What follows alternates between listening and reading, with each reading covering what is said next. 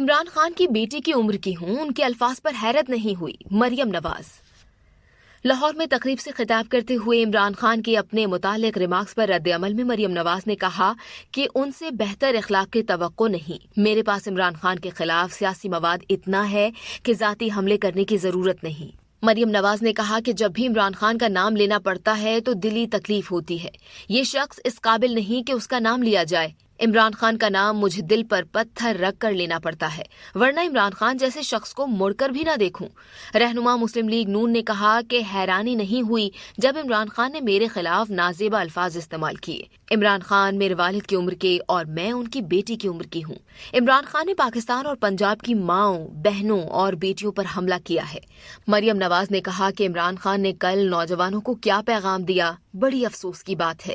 جتنی مذمت کی جائے کم ہے۔ میں آپ کو آپ کی زبان میں جواب نہیں دے سکتی۔